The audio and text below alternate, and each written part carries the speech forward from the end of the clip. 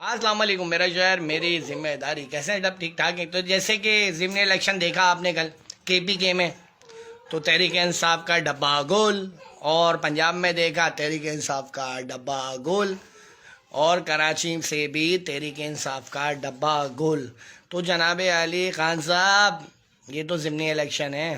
جس طرح کی تکلیف آپ نے جن کو دینی تھی ان کو دینی، اور عوام کو دے دے کے رلا رلا کے آنسو ایسی ایسی جگہوں سے آپ نے نکالے ہیں کہ ہم پریشان ہو گئے.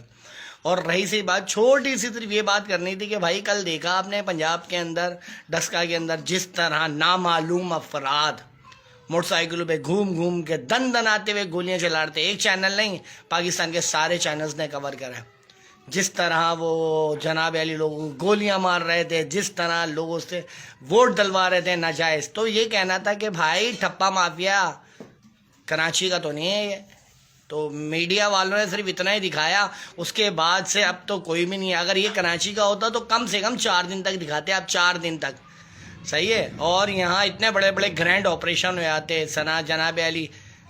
تو اب یہ پوچھنا تھا کہ بھائی کب ہو رہا ہے آپریشن، کتنے لوگ گرفتار ہو رہے ہیں، کس کے اوپر بلیم آئے گا. پی ٹی آئی جو اپنے آپ کو شریف بولتی ہے جناب علی، ان کے بھی غنڈے تھے. نون لیگ کہتی ہے ان کے بھی غنڈے تھے.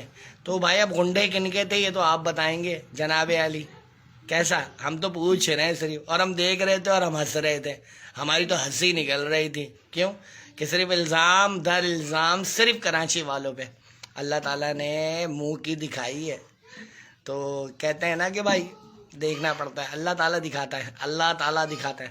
سارے الزام کراچی والوں کے لیے نہیں بھائی. اب تو یہ دیکھ رہے ہیں کراچی والے کہ آپ کیا رپلائی دیتے ہیں خان صاحب. صحیح ہے. تو میرا شہر میری ذمہ داری. اس ویڈیو کو آگے پہنچانا آپ کی ذمہ داری. السلام علیکم ورحمۃ اللہ. ابھی تو پارٹی شروع ہوئی ہے.